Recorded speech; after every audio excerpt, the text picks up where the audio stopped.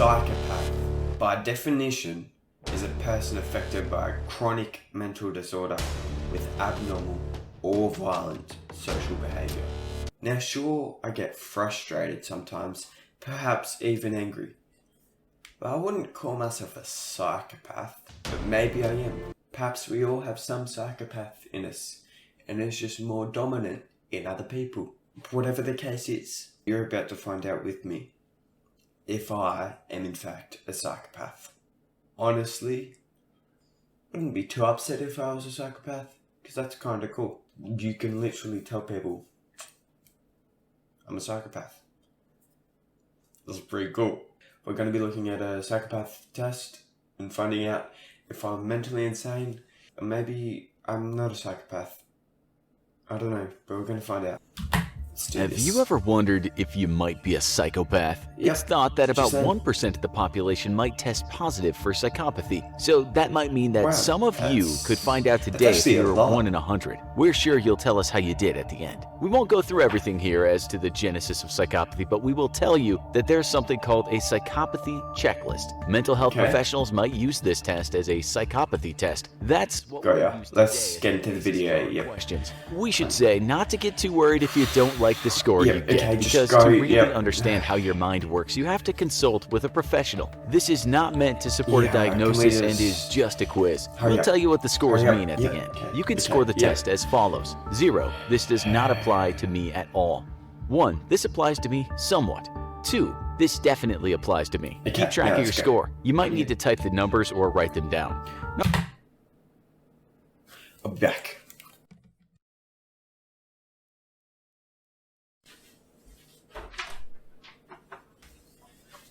I'm back. Let's do this. Got my pen, got my paper. You better get into this quickly. Number 1, do you exhibit glib and superficial charm? If you don't know what glib means, it can be described as being able to talk smoothly but be insincere while you're doing it. You can again, if this is totally true for you, give yourself a 2. If it's a bit true, you get a 1, and if not true at all, you get a 0. Okay. I'm honestly not sure. I guess I'll give myself a 1 since I don't know. Write that down.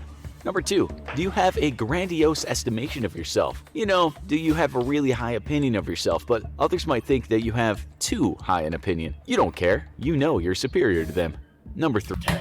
Well, I was probably going to agree with him until he said, I know I'm superior to other people, which just isn't true.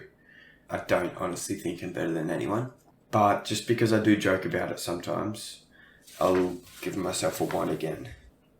3. Do you have a constant need for stimulation? Are you bored really easily? Number 4. Are you...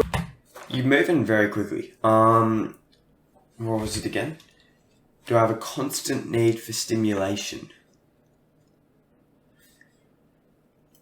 I wouldn't say it's constant, but I do get bored very easily. You know what? I'll give myself a 2 for that. Honestly, yeah. Constant need for stimulation? Are you bored really easily? I do get bored very easily. Are you a pathological liar? Okay, we all tell lies, more lies than we think we tell, but are you living in a kind of world of lies? Is it even hard to know when you're not lying? You lie so much? That's why the word pathological is used as it relates to disease. Well, no. I'm definitely not living in a world of lies. So is that a 0? Because sure, I tell lies, but they're not pathological. I'm giving myself a 0. Number 5. Are you cunning and manipulative? Do you know deep inside that you are one very cunning person who can easily manipulate others to get what you want? Are you even proud you might excel at this? Number 6.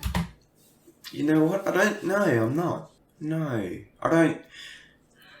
This quiz is making me think deep. I mean, I hope I'm not. No, I'm giving myself a 0. I don't think I am. Do you have a lack of remorse or guilt? So, do you do bad things and for some reason you never feel bad about it? No. I do something bad and that, you know that feeling and you just, I hate that feeling. It's a 0. You just keep on trucking because, hey, why burden yourself with senseless guilt? Number 7. Do you have a feel so shallow guilty. affect? We guess you don't know what that means. It kind of means when your emotional reactions to things are shallow. They tend to be short-lived, or there seems in you a reduction of emotional response to certain actions or events. You might feel nothing or little when people around you are drowning in emotion. Number 8. I'll be honest, not 100% sure what you mean by that, but just after the last bit, I'm gonna say it means other people are feeling emotional and you don't feel anything. And if that's the case, no. I'm actually kind of an emotional guy, you know? I don't have a shallow affect.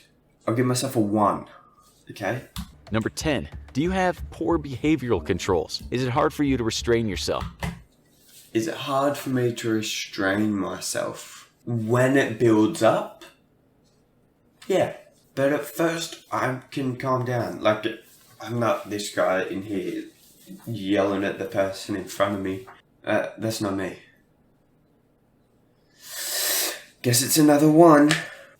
Do you have little self-control? Number 11. Are you sexually promiscuous? This simply means, do you sleep around? Do you have a lot of intimate partners or one-night stands? Number... No. No. 12. Did you display early behavior problems? Were you the out-of-control little kid? Number 13.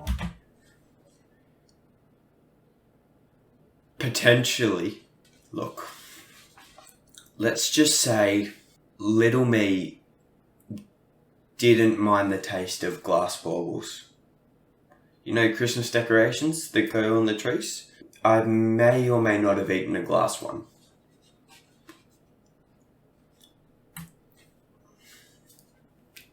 Maybe, maybe not. You don't know. No, yeah, I was definitely out of control. Number 17. Have you had many short-term marital relationships? So, no. I've got really low scores. I'm not Number gonna be 18. psychopath. Do you have a history of juvenile delinquency? This is more than tantrums as a kid. It means, did you get into more serious trouble as a juvenile? Number 19. No. I was a good boy, apart from eating stuff that I shouldn't eat. So, how did you score? If you scored a 0, you have absolutely no psychopath in you, but Let's count up my scores. We had 1, round 1. Then we had another 1, that's 2. Then we had another 2, which is 4. Then we had another, then we had 0, then another 0, then another 0, so still on 4. Then we had 1, takes us to 5, another 1, 6, another 1, 7, another 1, 8, a 0, still on 8, a 2, takes us to 10, another 0, still on 10, a 1, takes us to 11, another 1, takes us to 12, then a 0, then a 0, then a 0, then a 0, then a 0. So we finished on 12. it's unlikely many people will get a 0. Many people do score less than 6 though, which might be called neurotypical or normal. On the other hand, if you scored a 40, you might be what's called a prototypical psychopath, a complete psycho. We're told scoring higher than 30 puts you in the psychopath field, but non-psychopathic people who may have some kind of antisocial personality disorder might score between 16 and 22. They might also have a criminal record. As we said, this is not... Hang on. So I've scored 12. And I don't fit in any of the brackets. So I didn't get 40, so I'm not a prototypical psychopath. I didn't get 30 to 40, so I'm not within the psychopath field. I didn't get 16 to 22, which is non-psychopathic people with antisocial personality disorders.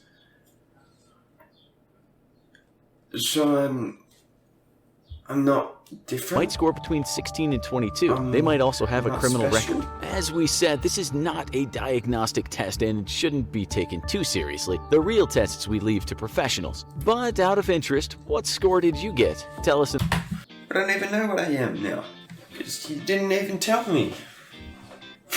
What? I guess I'm not a psychopath. Well, thanks for watching. I hope you enjoyed. Check out my Instagram and my TikTok. They're both linked in the description. You won't regret it. Please like and subscribe and press the bell. I'd say this frequently. I don't know how to do outros.